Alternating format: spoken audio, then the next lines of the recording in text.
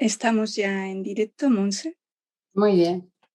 Es la primera sesión, entonces estamos improvisándonos y haciéndonos con el espacio y con la plataforma. Bienvenida a este espacio Contemos un cuento.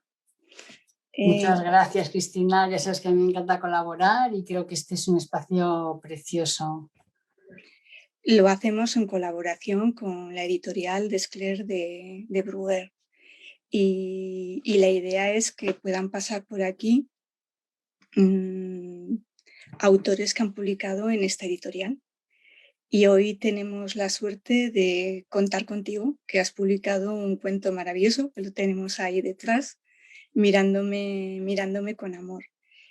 La verdad es que estoy un poco así flaseada porque no veo bien, no veo que aparezca el directo en la página. Permíteme que lo compruebe, porque claro. yo lo veo aquí, me aparece en vivo, pero luego donde estoy haciendo el seguimiento, pues no sé si aún no ha empezado o le va a costar un poquito esto de... Bueno, yo creo que sí, que estamos, que es cuestión de esperar, que llevamos como ese desfase entre una plataforma y otra. Y bueno, como decía, queremos compartir y queremos fomentar la lectura de los cuentos, darle a los cuentos precisamente este reconocimiento que tienen, ¿no? Yo creo que algo ha fallado y que no estamos donde deberíamos estar. Permítame que lo compruebe, porque aunque he elegido el canal de la editorial, me parece que está saliendo por otro lado. Pues es que no lo veo en uno ni en otro. Pues entonces, mal asunto. Estoy así un poco como flaseada porque ya debería haber empezado. De verdad que no sé cuántas pruebas he hecho, ¿eh? Sí, suele pasar, que al final siempre hay algún problema.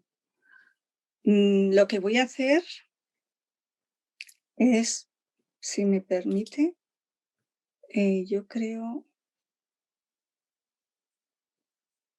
Sí, pues sí que estamos supuestamente estamos, pero cuando voy a la otra plataforma, pues no lo veo.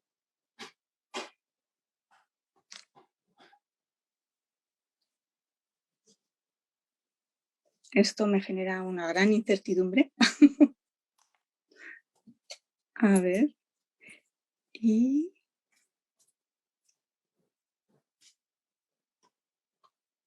Vamos a darlo por bueno, ¿no? Sí, porque además a mí se me ha ido el fondo y me han desaparecido los fondos virtuales. No importa. Sí, bueno, eso es lo de menos. Pero... Vamos a confiar en que las cosas están saliendo. Ahora sí. Lo que pasa, ahora sí. Bueno, pues realmente sí, ahora sí que puedo comprobar que puedo estar segura de que estamos emitiendo en directo. Pido disculpas. Esto es todo un aprendizaje, ¿no? Bueno, pues ahora que me siento más segura, introduzco a Monse. Monse es una psicóloga, es compañera y además es amiga. Coincidimos en muchos entornos. Coincidimos en el interés por la infancia, coincidimos en el enfoque que tenemos terapéutico y también coincidimos en nuestro interés y en nuestro gusto y en nuestro placer en los cuentos, ¿no? Hace un momento me decía Monse que en su espacio terapéutico también están trabajando mucho con los cuentos y realmente creo que eso es una herramienta y un elemento que ayuda mucho en la intervención con niños. Y en ese contexto ella ha escrito un cuento maravilloso. Miren, mirándome con amor, ¿no? Donde nos invita, yo creo que a terapeutas, a familiares, a educadores, a que despleguemos esa habilidad de conseguir que todo niño se pueda mirar con amor, con afectividad, que tenga una visión bonita de sí mismo. Y bueno, Monse, pues me gustaría que nos contaras tú cuál fue ese objetivo, ¿no? Cuando desarrollaste este cuento. Bueno, muchas gracias, Cristina, por darme esta oportunidad. Y este cuento lo escribí con Noelia Mata, es un cuento de las dos. Y el objetivo era un poco pues, ver esos niños que a veces tienen esa baja autoestima, que por las circunstancias en las que se están criando, por estos padres tan ocupados, se sienten como muy poquita cosa, ¿no? Y desarrollan esa crítica que luego tanto les perjudica. Entonces, en el cuento lo que tratamos es de mostrar a este niño que se siente solo, que está triste y cómo poco a poco se puede hacer que esa voz tan crítica pueda cambiarse en una voz de compasión, una voz de entendimiento, no con figuras, bueno, hablaremos de figuras de resiliencia secundarias, ¿no? Y todo esto para que los demás niños aprendan de manera muy sencilla que ellos también pueden conseguir esto. Entonces, si te parece, empiezo a leer un poquito, qué es Sí, si me permites un momento, yo creo que realmente en el cuento, a través de las ilustraciones, eso se va consiguiendo, ¿no? Porque de alguna manera los dibujos nos recogen esa imagen que uno se va, con la que se va encontrando y con el que aprende a mirarse. Las ilustraciones son muy bonitas, el cuidado de la editorial en su edición también, la verdad es que está muy bien. Y este espacio, como decía antes, pues es posible gracias a la editorial Desclés de Bruguer, que se ha permitido la aventura de entrar en el mundo de los cuentos y de que dirijamos una mirada al mundo infantil desde su lenguaje, desde su forma de ver y atender. Entonces sí, me parece muy buena idea lo que decías, que elijas un pasaje del cuento y que nos lo lea la propia autora o una de las coautoras del libro. Sí, os lo voy a leer, que a mí me parece cómo se va encauzando todo el cuento, ¿no? Dice así: Milán se sentía poquita cosa. Pensaba, soy feo, soy tonto, no puedo hacerlo. Los demás son mejores que yo. Era como si tuviera un diablillo en su cabeza que todo el rato le decía cosas feas y no le ayudaba a sentirse feliz. Milán no sabía defenderse, buscaba el amor de los demás y creía que diciendo sí a todo iba a conseguirlo, aunque no estuviera de acuerdo. Terminaba bajando la cabeza, sintiéndose poquita cosa y no haciendo lo que él realmente deseaba. Además, los otros no le querían más por ello y se sentía cada vez más solo. Bien. Creo que esto es algo que vemos a nuestro alrededor, tanto en niños como en adultos, ¿no? Pero como estos niños que se van sintiendo cada vez más solos, están buscando el amor de los demás a través de la complacencia, del hacer lo que tú me pidas, ¿no? Como puede pasar en el bullying muchas veces, que al final los niños se meten ahí y lo que consiguen es que todo lo contrario de lo que ellos quieren, porque al final pierden el respeto de los demás y pueden convertirse en objetos o niños utilizados, pero no es una manera de ganarse el amor, ¿no? Entonces, a lo largo del cuento, el niño va viendo cómo esto, por ejemplo, le genera mucha rabia, o sea, llega un momento en que se calla, que dice que sea todo, pero explota. ¿Qué pasa cuando explota? Pues que todavía se siente más alejado. Entonces, no tiene recursos para integrarse en el grupo, para poder estar con ellos, para que le miren y le sientan como es. Entonces, aparece un hada, ¿no?, que le enseña cómo se puede mirar con ojos de amor, ¿no?, mirándote con amor. Cómo a través de pensar en una persona, en una figura que tú sientas que te quiere, que intuyas, que visualices esa mirada y cómo te miraría, ¿no? Y creo que esto es algo que muchos niños tienen, ¿no? Esos tutores de resiliencia secundaria, que puede ser un profesor, un entrenador, que a través de esa mirada que verdaderamente les reconocen, pueden ir fomentando y construyendo con más seguridad esa inseguridad, ese apego inseguro. De alguna forma estás diciendo, ¿no?, que el niño utiliza la imaginación para proyectar una buena imagen de sí mismo y que esa imaginación está alimentada también por las experiencias que él ha tenido reales, ¿no? De esos tutores de resiliencia, ese profesor, esa mamá, ese papá que en un momento dado le han visto cómo es realmente él es, de una forma preciosa, y entonces puede acceder a eso. Claro, es ayudarle a que desde la realidad también entienda que siempre hay gente que le ha querido bien, ¿no? Ujú. Por ejemplo, una de las cosas que trabajamos con los niños es vamos a hacer un ciclo y vamos a poner dentro todas las personas que te quieren. Entonces, de esa tú eliges una y en esa mirada, ¿no? Que verdaderamente puede ser alguien que te ha apoyado, aprendes a mirarte de una forma diferente, ¿no? Tenemos que pensar que muchas veces este no valgo, este no soy suficiente, tiene que ver con una crianza que evidentemente los padres, la mayoría de los padres quieren lo mejor para sus hijos, pero a veces la manera de motivarles no es la más adecuada, ¿no? Por ejemplo, pues a ver si eres capaz de hacer esto, a ver si tal, seguro que no vas a poder o es que pareces tonto. Que los padres lo que quieren es motivarlos, pero eso lo que hace es que este tipo de creencias o de palabras los niños las interioricen, porque ellos no tienen un criterio para decir si eso es así o no. Si me lo dice papá, pues es que seré. ¿Qué pasa? Que después pues viene el perfeccionismo, el querer hacerlo todo bien, y nunca ser suficiente, ¿no? Como buscar ese reconocimiento que sus padres, que aunque lo hayan tenido, no han sabido expresarlo, ¿no? Y desde ahí generar esas creencias Entonces estamos viendo cómo el lenguaje es muy importante, ¿no? importantísimas. La forma en la que transmitimos las cosas y que a veces los padres en nuestra premura, en ese ritmo tan rápido que llevamos, nos olvidamos que el que nos está escuchando es un niño. Claro que está escuchando y que para él eso es una realidad. Es muy Claro. diferente que tú le digas, si se ha confundido, es que pareces tonto, seguro que el próximo día lo vas a hacer mejor, venga, yo te ayudo. No tiene nada que ver lo uno con lo otro. En la segunda manera, el niño se va a sentir potente, se va a sentir capaz, se va a sentir alegre y va a entender que uno se equivoque, no pasa nada.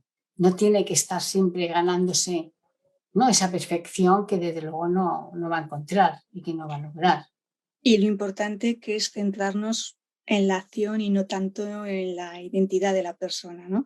Te has equivocado, no eres tonto, quiero decir. Eso es. No es lo mismo el impacto que genera poder reconocer que una acción o una conducta no la he hecho correctamente, que la fuerza vaya dirigida a mi identidad. Claro, no es lo mismo decir eres tonto, que eso es una tontería, ¿no? Ujú. Entonces, evidentemente, como dices, el lenguaje es importantísimo. Entonces, ese lenguaje lo van a convertir en una voz interior, o puede ser una Ujú. voz motivante, o puede ser una voz desvalorizante. Entonces, a través del cuento, este hada que le hace mirarse, él puede ir cambiando y dándose cuenta cómo eso es una manera de poder acercarse a los demás y de ser el mismo, ¿no? De poder ir integrando todas esas situaciones positivas. Igual, Monse, podrías ahora leernos otro pedacito donde se vea cómo se va produciendo a través de la guía del hada esa transformación en la Vamos a ver. percepción que el niño tiene de sí mismo. Dice, un día conoció a alguien muy especial, una hada mágica que le enseñó lo que es el amor compasivo. El hada provenía de un lugar donde no existía la maldad, donde había una total aceptación de cada persona, como alguien especial, único y no repetible en el mundo, ¿no? Bueno, como te de ahí, el amor compasivo es un amor bondadoso, un amor que no juzga, Ujú. importantísimo, que no juzga. Un amor que aunque te equivoques, te anima y sobre todo un amor que siempre te mira con cariño y con dulzura. ¿No? Esa compasión de la que luego hablaba mi compañera, en donde uno se mira con la empatía que probablemente miramos a otro. Y Claro. con esa empatía que forma parte de la compasión, que no es tanto veo el sufrimiento del otro, pero me voy porque me genera malestar, sino que me quedo sintiendo ese sufrimiento, no luchando contra él, con el deseo de ayudarle. Entonces, yo creo que hoy día los niños que estamos viendo estas cosas de unos colegios tan horribles, si pudiéramos ir enseñándole todas estas cosas, las relaciones serían diferentes, ¿no? el Dalai Lama dice que si cogemos a los niños de 8 años y les hacemos hacer meditación, se acabarían las guerras. Ya. Entonces, qué potente, ¿no? Y qué capacidad para poder trabajar esto con los niños de 8 años y quizá menos, ¿no? Pero bueno, desde ahí se podía trabajar. Claro, desde el mindfulness algo que se cultiva es el estado que ellos llaman mudita, ¿no? Que es esa capacidad de mirar con simpatía empática, Uh-huh. mirar al otro con un afecto y poniéndonos en el lugar. Desde luego, si yo creo que si alguien tiene la habilidad o la capacidad para hacer eso, son los padres cuando están con sus hijos, ¿no? Pero para eso hace falta como reducir el ritmo, bajar Eso es. El despacio, ejemplo, el ¿no? El ejemplo. ver ellos cómo se pueden calmar. Hay algún ejercicio, ¿no? Simplemente de respiración, ¿no? Porque para Ujú. enseñarle a un niño que cuando está muy, muy enfadado ya no puede parar, pero si le enseñamos cómo está su cuerpo cuando empieza a enfadarse, cómo puede respirar para bajar eso, probablemente lo pueda incorporar a su día a día y a su día de vida. Y desde ahí tener un poco más de conciencia y no primero actuar y luego pensar, ¿no? Entonces, hay Entonces, ejercicios que hablan también de esa compasión primero hacia yo mismo, o sea, yo me quiero, soy feliz, me deseo la felicidad, deseo sentir amor, deseo esa felicidad y ese amor a los que están a mi alrededor, a la familia, ¿no? Como que va a ir hacia, al final, la naturaleza, a todo, ¿no? Pero cómo poder desplegar ese amor, que lo lógico es que nosotros lo tengamos con nosotros mismos, ¿no? y para desarrollar ese amor, primero hemos tenido que ser regados, ¿no? Con Exactamente. mucho amor y también con ese amor que proyecta y que ve lo bueno que hay en mí, ¿no? Desde el inicio está como viendo ese potencial que hay en mí. Eso es, si el otro lo ve y me lo transmite con su mirada, yo voy a llenar eso, ¿no? Como tú dices, Claro, lo voy a regar. Si el otro lo que no está viendo eso y está pues eso tan acelerado y estamos solo en el hacer y no en el ser, difícilmente va a poder generar esa voz, ¿no? Y a mí me parece muy importante la voz crítica, ¿no? Que hablamos de un diablillo que está dentro, como que siempre está, pues si hago esto lo he hecho mal, eres el peor, no te mereces que te quieran. Entonces, ¿cómo poder ir cambiando eso? Porque es que es algo sencillo, pero es algo súper importante para el resto de nuestra vida, ¿no? El tener ahí esa parte crítica que primero vive desde fuera, pero luego la hacemos nuestra, ¿no? Con ese claro. perfeccionismo, con todo esto. La interiorizamos, ¿no? Eso es. Quería agradecer a todos los que nos están comunicando a través de la página que se nos ve. Muchas Ah, gracias. vale. Me ha costado darme cuenta que estábamos y se nos veía. Muchas gracias. Entre ellos también nos lo dice el director de edición de la editorial, Manuel Guerrero, ¿no? Uh-huh. Agradecemos que esté ahí, nos sirve de motivación Eso es. en esta primera emisión salvando obstáculos. Volviendo a lo que decías, Monse, muchas veces, ¿verdad? Los padres, cuando llevan a un niño a consulta, una de sus demandas primeras que plantean es que se le ayude al niño a tener una buena autoestima. Esa palabra, la autoestima, Está siempre. está siempre, ¿no? La autoestima, la autoestima. Y, y, y, y, y que puedan darse cuenta los padres que realmente ellos tienen un papel muy grande y fundamental en la gestación de esa estima, ¿no? Y la llave. O La sea, llave. por supuesto que se puede trabajar con el niño, pero hay que trabajar con esos padres. O sea, ellos son los que más le conocen, los que saben qué recursos positivos tiene ese niño, que nosotros los vamos a poder utilizar en la consulta, pero qué cosas hace bien. A veces es tan fácil como enseñarles, hay que reforzar todo lo positivo. Siempre se hace algo bueno, siempre, aunque solo sea colocar el vaso bien puesto, traer el vaso de agua, pero todo eso hay que reforzarlo. No tenemos que dar nada por hecho. No tenemos que dar nada por hecho, porque si se ha puesto bien el pijama, no, bueno, pues es lo que hay que hacer, pero si se lo pone al revés, se lo hacemos ver. Entonces, también desde adultos tenemos que ver cómo fueron nuestros papás con nosotros, qué estamos repitiendo, qué queremos cambiar, ¿no? Y si tenemos que cambiar y a veces pedir ayuda a los adultos, pues también. Pero los padres es el abono que está ahí para que estos niños crezcan y les ayuden en todas estas situaciones, ¿no? Lo de recursos positivos, que me parece tan importante que en el cuento hablamos también cómo buscar aquellas cosas que haces bien, cómo fomentar esa sensación de orgullo, de capacidad, de ser potente, de ser bueno. Podríamos igual, ¿no? Podrías ahora leer eso, esa parte a la que te estás refiriendo, porque creo que es muy importante. Vamos a ver Muchas si... veces los padres tenemos un sesgo para detectar más las equivocaciones y las cosas que hacen mal y nos cuesta poner el acento justamente en lo que se está haciendo bien. A ver si... Yo recuerdo un caso que trabajé mientras vas buscando con una niña que había sufrido, estaba sufriendo experiencias de bullying y ella nos decía que su abuela era la persona que le hacía sentir mejor, ¿no? Y cuando íbamos a los recuerdos que ella tenía de la abuela, claro, la abuela se fijaba en todo lo maravillosa que era No, su lo bueno, ¿no? Que sus abuela. abuelos son maravillosos, sí. En ese Porque sentido, todo lo que hacen los niños está bien y son los más guapos del mundo. Fuente de autoestima. Mira, dice el hada. También le enseñó a crear un ángel que le hablara con amor cuando se equivocase. En lugar de decirle como el diablillo, eres tonto, nunca vas a aprender, le decía, ánimo, la próxima vez lo harás mejor. Ahora piensa en algo que te guste de ti. Puede ser algo que se te dé bien, hacer algo o que valores de ti. Todos brillamos en algo en particular y en alguna ocasión hemos recibido algún premio.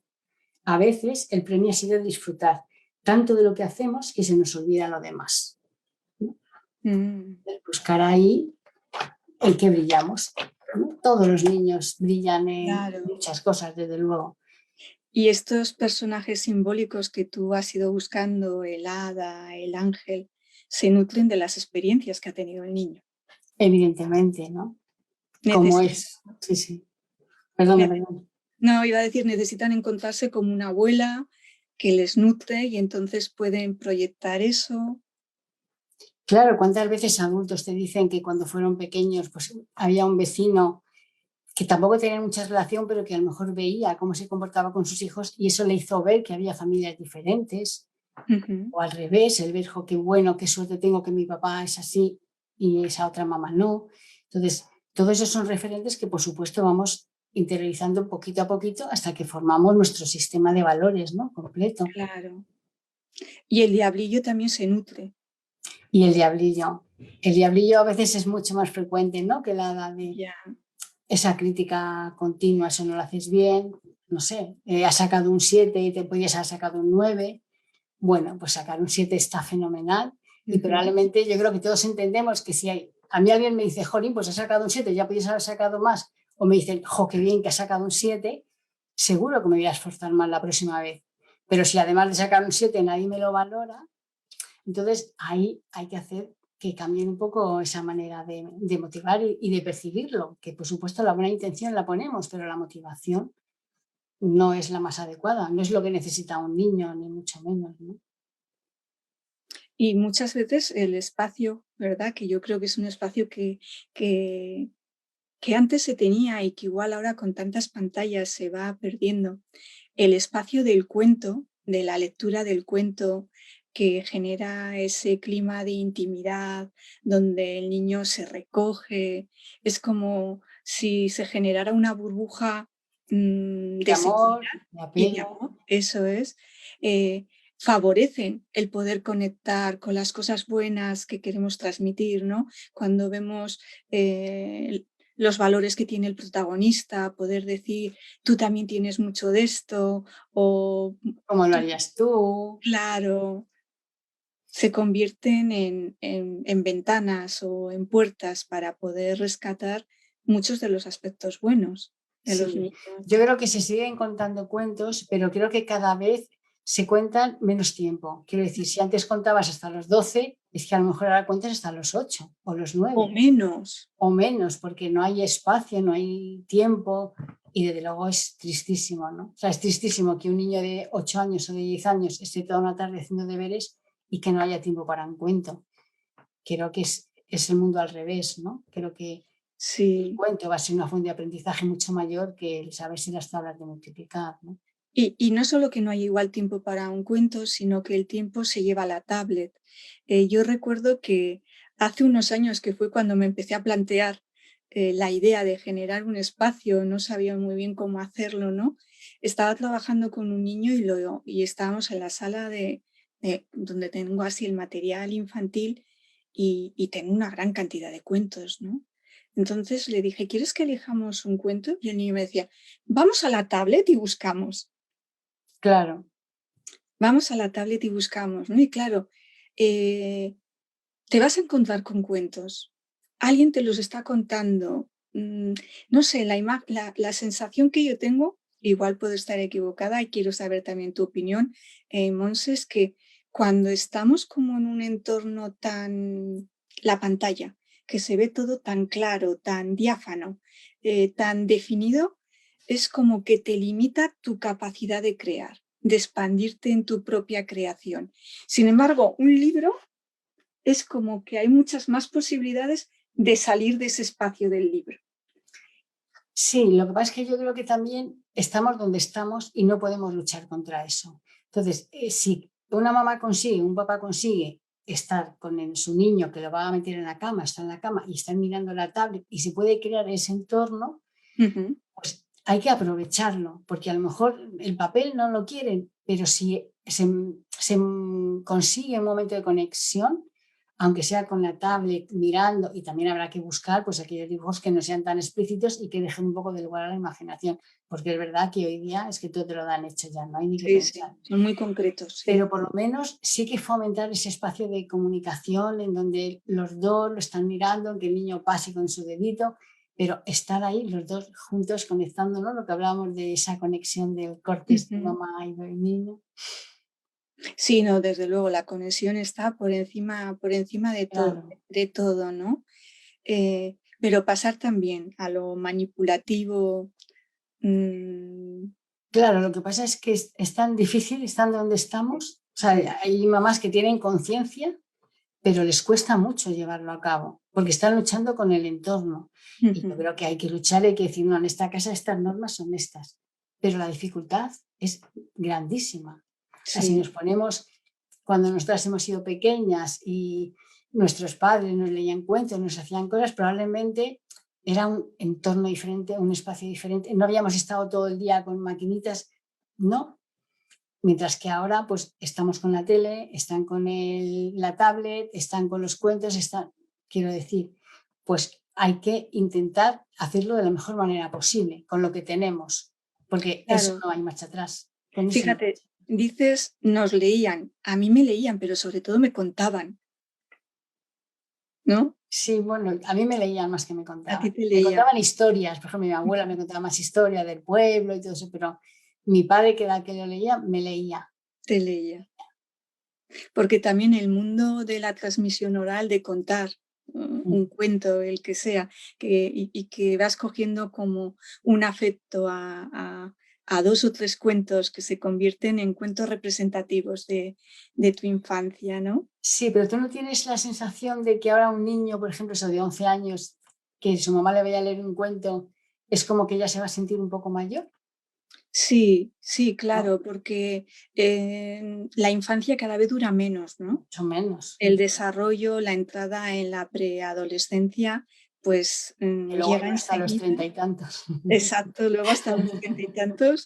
Entonces, esa etapa infantil donde quieres que te lean o donde quieres entrar en ese mundo mágico, simbólico, yo creo que se ha reducido mucho. Por eso Y es tan importante. sí, no, iba a decir que es un mundo mucho más lento y ahora todo Ujú. es muy rápido, todo Claro, es muy rápido, ¿no? claro. Y bueno, habría que intentar fomentar y seguir hasta donde podamos y hasta donde nos dejen, ¿no? Y bueno, cultivar, sembrar también. Hay que sembrar, siempre hay que seguir Seguir, sembrando. seguir escribiendo cuentos. No sé si tienes en mente algún otro cuento, Monse, Bueno, teníamos alguno, pero de momento ahora estamos con un montón de con un otras montón. cosas y Sí, sí, porque estás siempre muy ocupada en muchos proyectos. sí, tengo varias cosas abiertas Ujú. y luego la verdad es que tengo facilidad, me pongo, pero hay que hacer otras cosas. O sea, Bueno, acabas de publicar también un libro sí, en la acaba de editorial salir Desclé ya tiempo. también, ¿no? Psicología Es- del bebé adoptado, sí, sí. Ujú. con ganas también de leerlo. Y como te decía, por lo menos nosotras que aún somos de la generación en la que nos han leído, nos han contado cuentos, ¿cuál cuento era para ti más entrañable? Pues uno que me gustaba mucho que me repitiera era el de Caperucita Roja, Ujú. porque me encantaba esa primera parte, ¿no? Que era como muy divertida, donde la niña está con su mamá y se va. Luego esa parte como de miedo, que va a venir el lobo, aunque ya te lo sabes, pero va a venir el lobo. Sí.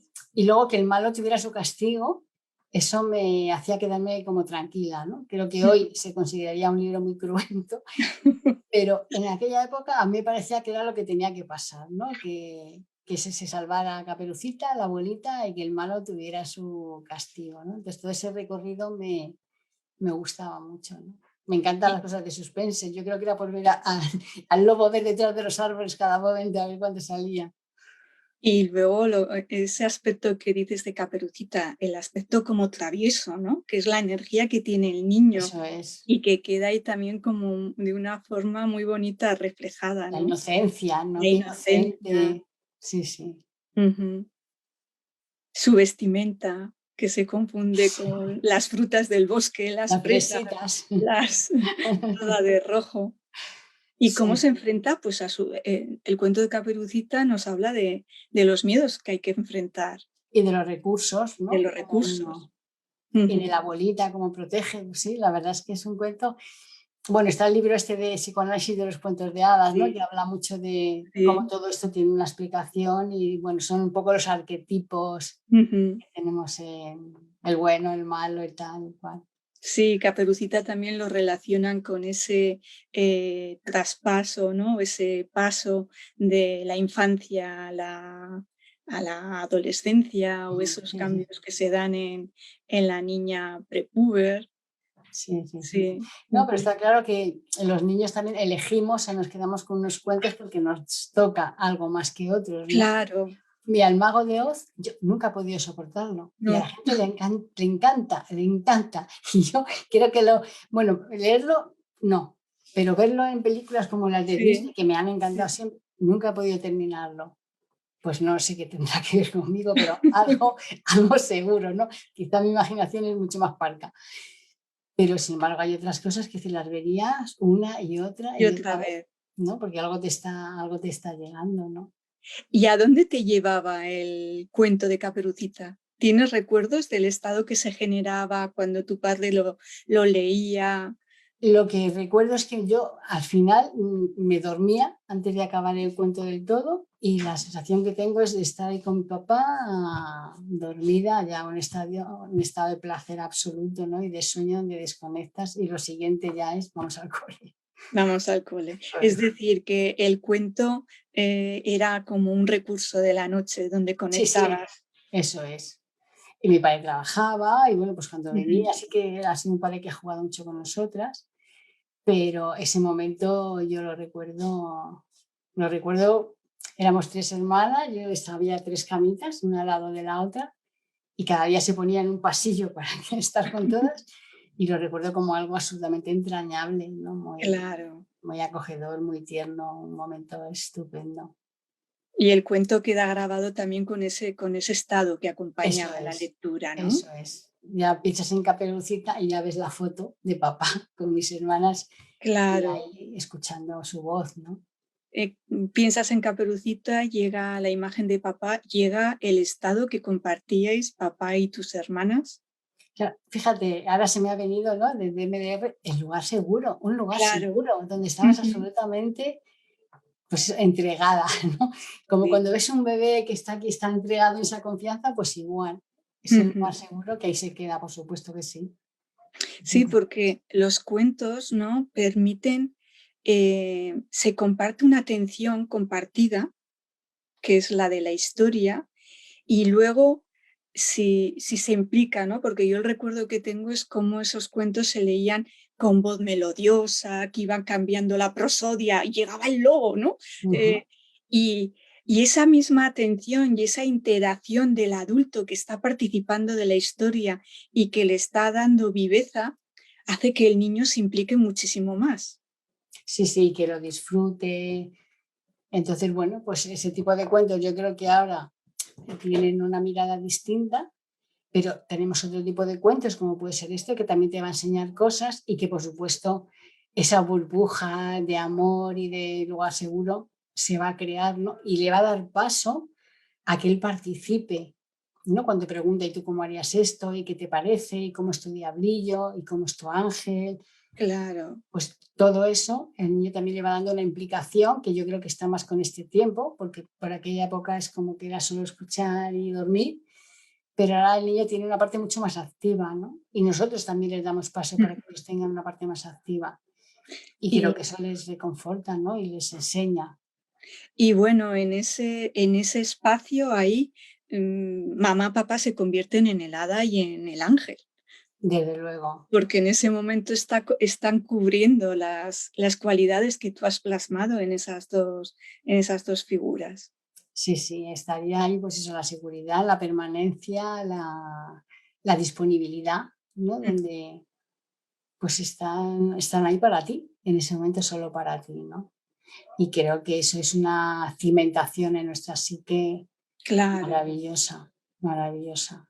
Sí, porque además el niño y en estos momentos en los que todo va tan rápido, le cuesta encontrar actividades donde toda la atención de papá o de mamá va dirigida a una actividad que es para él.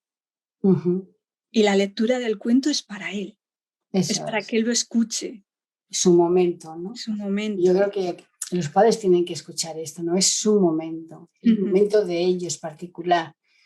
Y yo diría, si tienen varios hijos, cada uno tiene que tener su momento, ¿no? Sí, Porque es muy especial y les va a ayudar a construirse, ¿no? Y Milán, pues al final acaba entendiendo que él puede tener amigos de una manera distinta, que puede mirarse de una manera distinta y cómo su autoestima va creciendo y se va sintiendo cada vez mejor, ¿no? ujú. Y planteas también otra serie de recursos. Antes has hablado de la respiración, ¿no? Sí, Monse. bueno, los recursos que hay al final, uno de ellos es pues un escáner corporal, ¿no? Que ellos vayan respirando y vayan sintiendo dónde está el aire dentro de su cuerpo, ¿no? Que se imaginen que tienen un globo en la tripa, cómo ese globo se hincha, cómo se baja, cómo está su cuerpo, ¿no? Después de haber respirado una serie de veces. Se habla también de la compasión, ¿no? De cómo se puede mirar al otro con esa compasión sin tener miedo al dolor, o sea, enseñando a los niños que el dolor es algo que forma parte de la vida, que no Ujú, tenemos ni que huirlo ni quedarnos estancados en el dolor como una víctima. No, si me pasa algo doloroso, lo lógico es que yo lo sienta y que sufra y que ahí yo me sienta acompañada, ¿no? Con mi padre, con mi madre, pero el dolor forma parte de la vida. Entonces hay que aceptarlo, yo sin regodearse, sin evitarlo, pero está ahí, ¿no? Eso sería. Y luego, pues el recurso eso de la compasión, en donde en estos círculos que tenemos, desde el más primitivo, que sería el mío, o sea, el del núcleo, donde yo me mando amor, me deseo amor, pues todo eso lo voy extendiendo a los círculos que haya en mi entorno, ¿no? La gente que está en mi habitación, mi familia, mis profesores.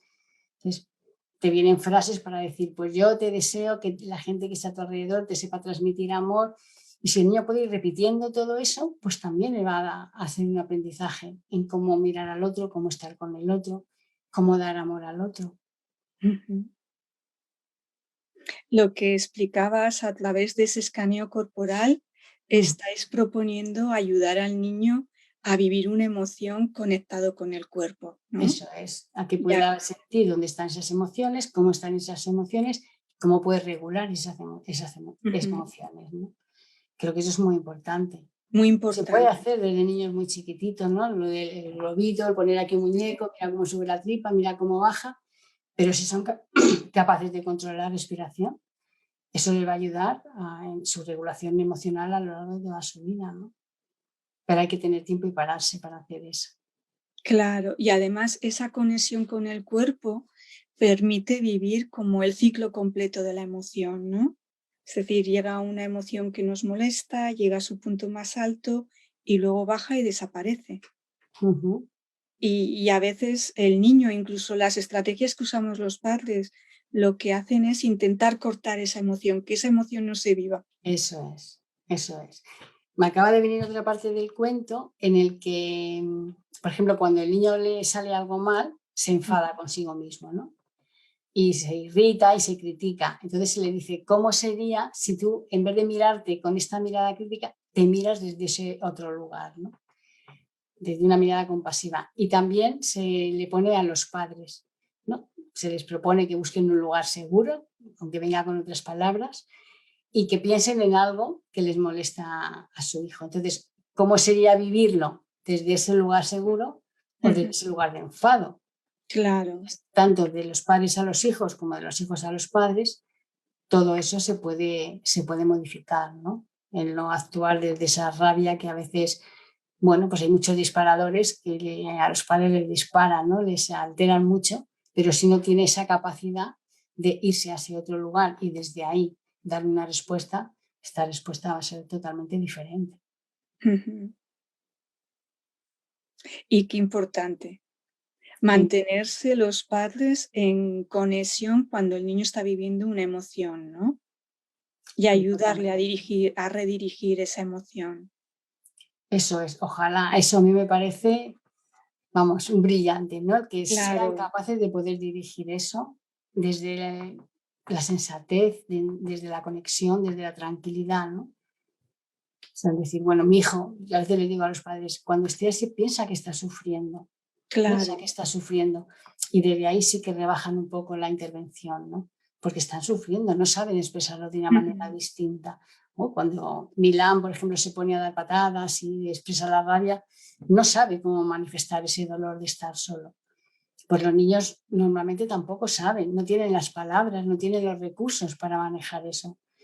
Cuando un niño se porta mal, es porque se siente mal. Yo digo que cuando los adultos nos portamos mal, damos un Sí, portazo, sí, pues es los cierto. niños dan una patada. Entonces, Sí. si aprendemos a gestionarlo primero nosotros, vamos a ser un modelo de aprendizaje para ellos, pero además también les vamos a ayudar cuando ellos lo necesiten, ¿no? En esta Ujú. desregulación.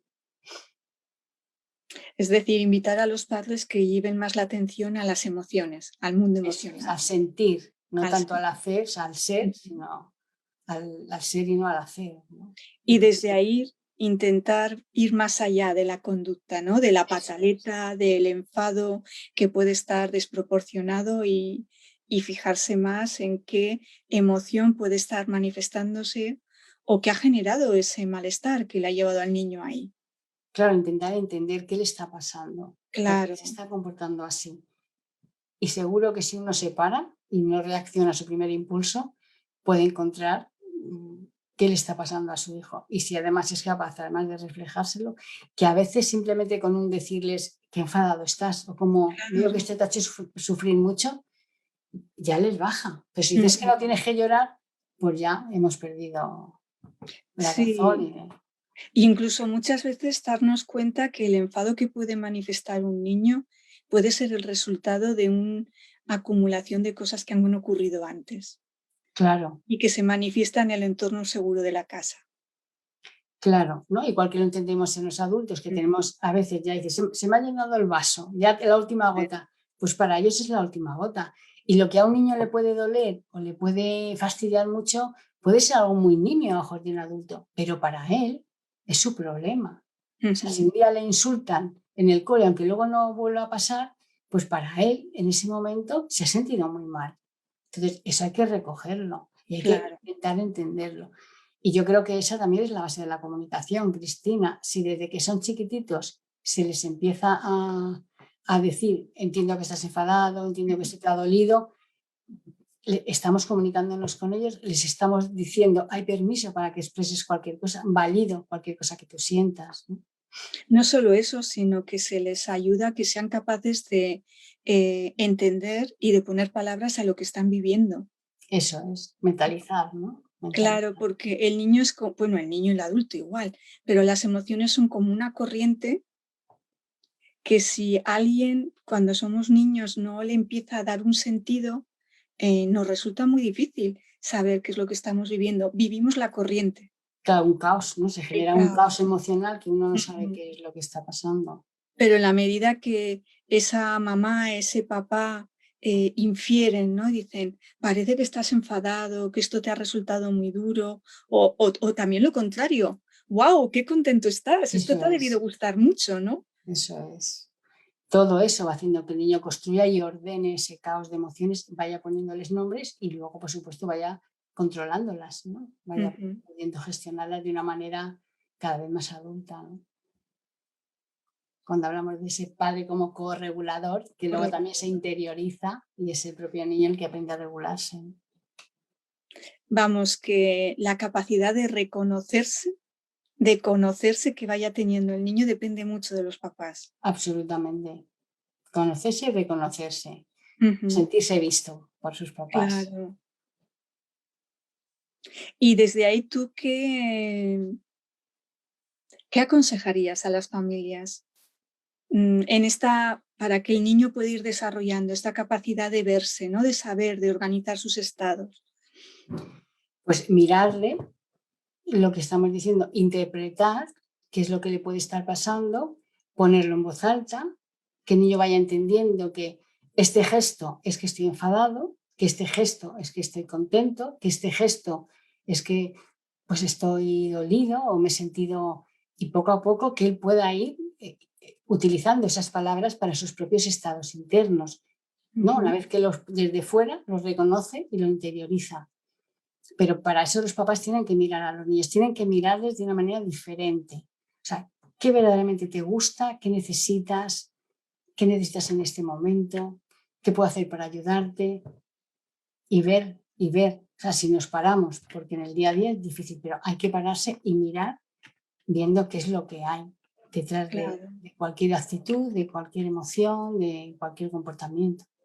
Y fíjate, estamos hablando de los niños, pero esto también cuando llega la adolescencia es muy importante, porque el adolescente que vive tanto con tanta intensidad, eso a veces le lleva al ofuscamiento y no sabe lo que le pasa, ¿no? Claro, no sabe lo que le pasa y además él mismo se extraña de que hoy quiero estar con mi mamá así y mañana no quiero Y ni mañana, verla. Entonces, bueno, pues a lo mejor ahí también se les puede explicar. Y entonces nos vamos a dirigir a esta parte que todavía no está madura, pero mm, ellos también pueden ir entendiendo algo. Y también hay que validarles no esos movimientos en el desarrollo, que hoy estoy maduro y mañana aparezco un niño de 2 años. Bueno, pues no pasa nada, te acepto así claro. como eres, ¿no? Y eso es lo que hay que transmitir. Bueno, y no pasa nada, te acepto y esto es normal en esta Eso etapa es. vital. Claro, claro. Te va a ocurrir esto, Ya ¿no? se te pasará, no te preocupes que esto no dura eternamente, ¿no? Eso hay que Claro. decírselo también a los padres que pasará. Claro, esto pasará. Entonces, a veces también es muy importante que en tu libro tienes al final esta parte que es más psicoeducativa, ¿no? Para la Mm. familia. Quiero decir que los padres puedan tener información incluso del desarrollo de las diferentes etapas, de las dificultades y también de las cosas buenas que se van a encontrar en esas etapas vitales, puede ser una gran ayuda para las familias. Claro, ahí hablaríamos de psicoeducación, ¿no? Sí. Si un Ujú. papá sabe que en esta época o con estos años es normal que diga una mentira o que diga varias mentiras, no se lo va a tomar como algo personal. Entonces puede entender que fue una parte de su recorrido evolutivo y que si en otro momento esto es lo que va a pasar, pues también él va a estar avisado. O sea, todo lo que sea saber, conocer y entender nos ayuda a los padres y ayuda a los niños a ser entendidos, ¿no? Porque claro que hay que tener ciertas nociones de lo que es el desarrollo evolutivo, ¿no? O sea, si una mamá ve que su hijo con 2 años y medio no anda, ya se va a preocupar, Claro. seguramente antes, ¿no? Pues eso le va a hacer que tome una serie de medidas. Si el niño no habla, bueno, pues si el niño no expresa, ¿no? Estos niños que están en el cole que no se mueven y dan guerra, pues eso tampoco es muy normal.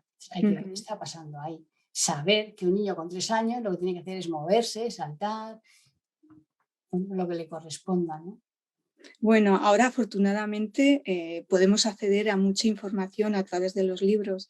La editorial Desclée en su colección de Amai, que es donde tú has publicado, ¿verdad? Tiene muchísimos libros que están relacionados, que abarcan muchos temas madurativos, de Y son psicoeducación. libros sencillos, que se leen fácilmente, Sí. agradables. Entonces, pues contar con esos recursos que son fácilmente accesibles, pues es una ventaja. Yo hoy estaba con una mamá de un adolescente y me decía, recomiéndame libros para que entienda el cerebro de mi hija, ¿no? Pues bueno, hoy la verdad es que podemos acceder a esa información, sí. Sí, sí, afortunadamente, y además que tenemos el mundo en el ordenador, ¿no? O sea, Ujú, tenemos mucha facilidad y hay muchísima información. Y lo importante es eso, que sea información de calidad y sencilla, ¿no? Porque un padre no tiene por qué tener un máster sobre el cerebro. Debe claro. saber lo suficiente para que cuando su hijo adolescente esté pues en ese modo irritable, pues es que su corte todavía está en construcción, ¿no? Sí. Y ahora que ya nos estamos acercando al final, a mí me gustaría ir al origen del libro, del cuento. ¿Cómo se os ocurrió? ¿Cómo surgió, Monse? Pues un poco, como te decía, estábamos viendo muchos niños con mucha baja autoestima, con niños que no tienen recursos para gestionar las amistades, con niños y no tan niños que no son capaces de decir que no, que dicen que sí solo por complacer, que dicen que sí solo por obtener el cariño de los otros y a veces son unos sí muy graves, muy graves. Entonces, bueno, pues pensamos que una manera en la que ellos pudieran entender que decir que sí no es la mejor manera de tener amigos ni de sentirse más seguros, era explicárselo de una manera mucho más, pues eso, en forma de cuentos, que se pudieran identificar. Y desde ahí, bueno, pues surgió y empezamos a escribir hasta que salió. Bueno, el resultado, la verdad es que el resultado es muy bonito. Sí, encontramos a Raquel Farías, que las Sí. ilustraciones son maravillosas. La verdad es que nos captó enseguida. En cuanto le dijimos lo que queríamos, no hizo falta hacer muchas Ujú. pruebas. Y todo fue bastante rodado, la verdad es que todo salió muy bien. Aquí tenemos la imagen de cómo se mira en el espejo, ¿no? Ujú. Eso Mirándose en es. el espejo. Ahí se Y está mirando en el espejo, ¿no? Y luego más adelante hay una mirada de amor y luego la mirada de como hacia el mundo, ¿no? Que ese amor ah, lo expande. eso es, a todo el mundo, ¿no? Ujú. Es un aprendizaje ese amor hacia los demás, ¿no? Y hacia lo mismo.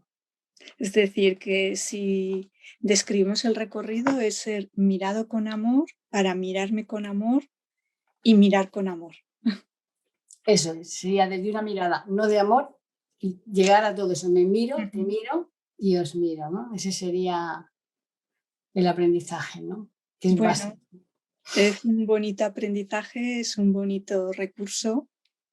Y el otro día cuando escribía así alguna cosa de los cuentos y en las redes pues ponía que eras la invitada y que íbamos a hablar de mirándome con amor, una persona me decía que era uno de sus cuentos favoritos. Qué bueno, Sí, y que por lo que me comentaba era abuela, ¿no? Que le encantaba contárselo a sus nietos. qué bueno. Pues es que solo eso ya merece la pena, ¿no? El esfuerzo Claro, y es que bien, ¿no? Que pueda llegar y que con que ayude a un niño ya sí. ha merecido la pena, ¿no? Y si ha sido la vía en la que la abuela ha establecido también esa comunicación Mm. con esos nietos, pues también es algo muy, muy bonito. Sí, sí, desde luego. ¿Qué frutos has recibido del cuento una vez publicado, Monse? ¿Cómo? Bueno, pues hemos recibido, no te voy a decir excesivas comentarios, porque bueno, entre COVID y no COVID y tal, Ya. pero sí ha sido un libro bien recibido cuando en Ujú. los sitios en los que lo hemos presentado, muchas madres nos han dado las gracias, también tenemos comentarios en la página donde es un cuento que gusta, lo hemos hecho en Psicoberitas, que también hacemos un espacio parecido donde vamos leyendo cuentos y a la gente le ha encantado. Quiero decir que el refuerzo y el feedback ha sido bastante positivo, ha sido bastante positivo. Estamos contentas con este cuento. Así que también os miréis con alegría Sí, cuando sí, veis sí, el sí. resultado, ¿no? Además, yo es que me encanta, lo veo y lo veo tan bonito de colores. Las imágenes me Sí. encanta, me encanta. Ahora que dices, además, cuando la pandemia utilizasteis las ilustraciones para una guía que sacasteis muy Ah, sí, bonito de también, apego, en una ¿no? guía de apego y de ahí sacamos las ilustraciones, sí, Sí, sí, y que la verdad es que nos quedó bastante bien. y quedó muy bonita y en ese momento todos los recursos eran pocos. Sí, sí, pues ahí nos ayudó muchísimo, sí. Mm. ¿Qué destacarías ya para cerrar, Monse? pues que se produzca la conexión. Que se Me parece produzca. que eso es lo más bonito y lo más útil. Ujú. Y es que disfrutarlo, o sea, disfrutar la conexión de una madre con su hijo o de un padre, me parece tan bonito que creo que eso es lo que más destacaría, lo que más destacaría, ¿no? Que se pueda producir eso, como decía esta abuela, o como otros Ujú. padres, y el que enseñar a mirar de una mirada diferente, ¿no? Pasar de mm, no tanta crítica a una mirada mucho más amable, ¿no? Creo que ese sería el resumen. Lo del Bueno, diablillo y la helada, helada, ¿no? es la que se enseña, sí. Pues nos quedamos con esa idea de que se produzca la conexión, como el recuerdo ese que tienes tú tan entrañable con tu padre contando los cuentos a ti y a tu hermana. Y que este cuento y todos los cuentos puedan facilitar esos momentos de conexión, ¿no? Pues Ojalá. Monse, muchas gracias. Pues muchas gracias a ti y nada, seguimos en contacto para lo que necesites. Muy bien, y también pues muchas gracias a la editorial Por por, supuesto. por permitir este espacio, ¿no? A la editorial de Sclé. Y nada, espero que nos veamos pronto, ¿no? A ver si es verdad. A ver si es verdad. a ver si las cosas van mejorando y podemos tener encuentros más físicos.